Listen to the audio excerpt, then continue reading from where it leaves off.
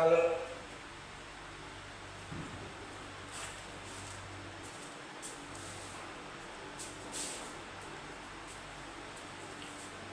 नमस्कार विद्यार्थी मित्रांनो, मी अजित कुमार शंकर इंग्रजीच्या लेक्चरमध्ये तुमचं सहर्ष स्वागत करत आहे. कालच्या लेक्चरमध्ये आपण पाहिलं क्रियापद म्हणजे काय, व्याख्या आणि त्याचे दोन प्रकार समजून घेतले आहेत, मेन वर्ब आणि ऑक्झिलरी वर्ब. ऑक्झिलरी वर्बमध्ये त्याचे प्रमुख दोन प्रकार पडलेले आहेत, ते म्हणजे ट्रान्सिटिव्ह वर्ब आणि इंट्रान्सिटिव्ह वर्ब. म्हणजे ट्रान्सिटिव्ह वर्ब म्हणजे सकर्मक क्रियापद म्हणजे काय ते समजून घेतलेलं आहे आणि इंट्रान्सिटिव्ह म्हणजे आक्रमक म्हणजे काय ते समजून घेतलेलं आहे. तर आजच्या तासामध्ये आपण स्पष्टीकरण आपण उद्याच्या तासामध्ये लिहून देणार आहे, नाही तर तुम्हाला नोट्स देणार आहे. तर अदर टाइप्स ऑफ वर्ब म्हणजे क्रियापदाचे इतर प्रकार समजून घेणार आहोत. त्याचा मतलब पहिला प्रकार आहे फिजिकल ॲक्शन वर्ब म्हणजे शारीरिक क्रियापद. Let's run fast. त्याच्यानंतर I saw the train coming. त्याच्यानंतर I serve dance every day. हे काय झालं, फिजिकल क्रियापद झालेला आहे. यानंतर मेंटल वर्ब म्हणजे मानसिक क्रिया दर्शक क्रियापदाचा यात समावेश होतो, जसे की विचार करणे, नियोजन करणे आणि समजणे, अनुभवणे इत्यादी. त्याच्यानंतर आय नो द रिझन. त्याच्यानंतर when I meet her the recognized me at once. त्याच्यानंतर स्टेट ऑफ बिंग वर्ब्स म्हणजे काय, स्थिती अवस्थादर्शक क्रियापद म्हणजे I am a teacher, we are cricket player. त्याच्यानंतर फाईंड वर्ब म्हणजे कर्त्याच्या लिंग वचनानुसार बदलणारी क्रियापद. त्याच्यामध्ये आय ड्रायव्हर ए कार. त्याच्यानंतर नॉन फाईंड वर्ब्स म्हणजे कर्त्याच्या लिंग वचन तसेच पुरुषानुसार न बदलणारी क्रियापद आय एम टू ईट.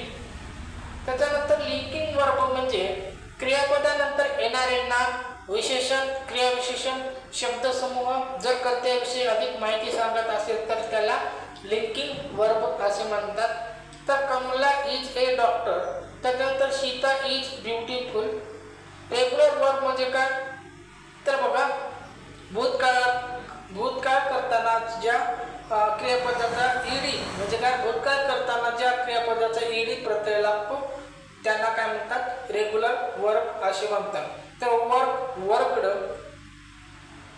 तर इनरेग्युलर वर्ब म्हणजे ईडी प्रत्यय सोडून, इनरेग्युलर म्हणजे ईडी प्रत्यय सोडून वेगवेगळ्या पद्धतीने भूतकाळ होणाऱ्या म्हणजे काय, वेगळ्या मेथडने भूतकाळ होणाऱ्या क्रियापदांना इनरेग्युलर वर्ब असे म्हणतात.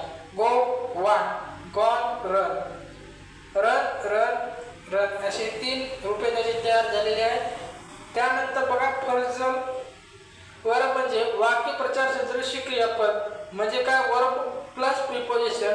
मूळ क्रियापदाचा अर्थ लुक ॲट म्हणजे च्याकडे पाहणे, लुक अपॉन म्हणजे ला मानणे, लुक इनटू म्हणजे चा तपास करणे.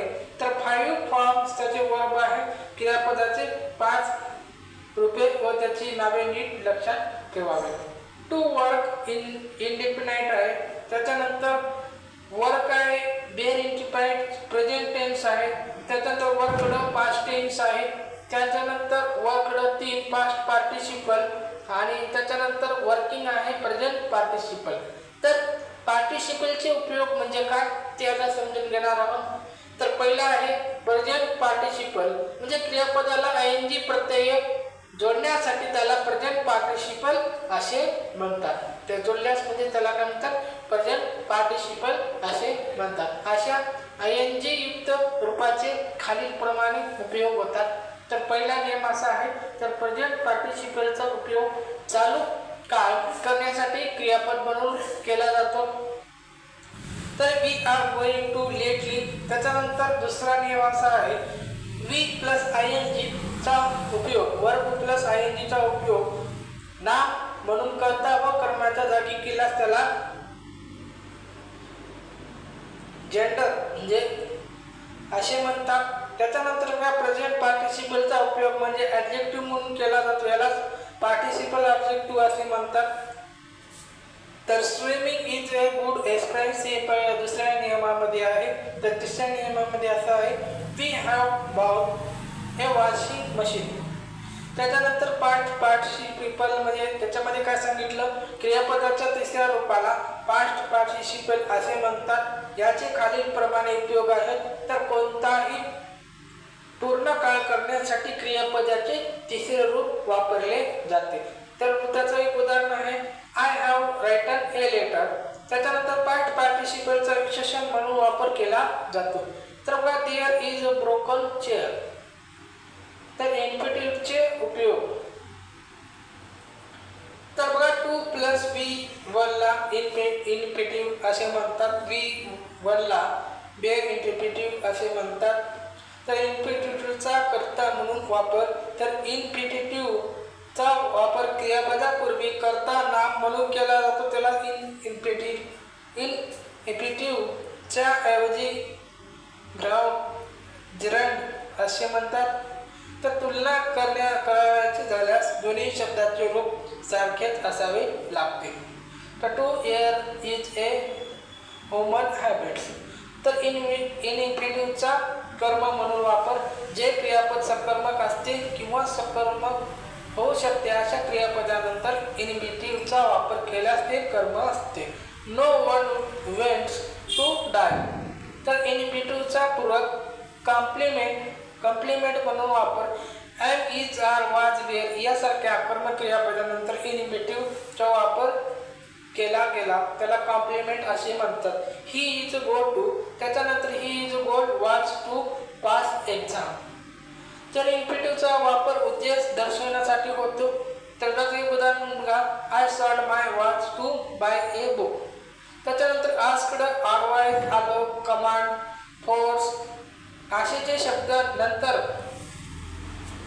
कर्म +2 + V1 असते। तर he advice me to do it and once. त्याच्यानंतर अपीयर सीन अटेम्प्ट ट्राय नंतर लगेच 2 + V1 असते। They are refused to work for you. त्याच्यानंतर subject plus noun plus nouns नंतर हॅव वेअर वेन वाय पैकी योग्य तो शब्द वापरून त्यानंतर 2 + V1 वापरावे। त्याच्यानंतर let be was be and see feel me नंतर बिअर इन्फिनिटिव्ह शिवाय वापरावे। त्याच्यानंतर बटचा वापर प्रिपोजिशन म्हणून असेल तर बटच्या पूर्वीच्या वाक्यात डूचे रूप असेल तर बट नंतर फक्त बेअर इन्फिनिटिव्ह करतात। त्याच्यानंतर जे तुम्हाला आहे ते तुम्हाला नोट्समध्ये देण्यात येतील। त्याच्यानंतर हेल्पिंग वर्क एकूण बघा प्रायमरी सहाय्यकारी क्रियापदमध्ये ऑक्झिलरीजमध्ये 11 आहेत। तर मॉडेल सहाय्यकारी क्रियापदामध्ये एकूण 13 आहे। टू बीचे रूपे कोणते am is are present tense was were past tense. To हॅवचे रूपे हॅव हॅज प्रेझेंट आहे। त्याच्यानंतर हॅड आहे। डू डज प्रेझेंट टेन्स आहे। डीड आहे। तर भाववाचकमध्ये शाल बीन हे फक्त भविष्यकाळासाठी वापरतात। Should would can could may might must. त्यानंतर semi modal dare to ought to used to need to अशा ठिकाणी आहेत। तर यानंतर प्राथमिक सहाय्यकारी क्रियापदाची रूपे आहेत। प्रेझेंट टेन्समध्ये am be you am be is are have has do does. Past टेन्समध्ये वाज वेअर हॅड डीड। त्याच्यानंतर पास्ट पार्टिसिपलमध्ये बीन हॅड डन। त्याच्यानंतर पास्ट पार्टिसिपलमध्ये बीइंग हॅविंग डुईंग।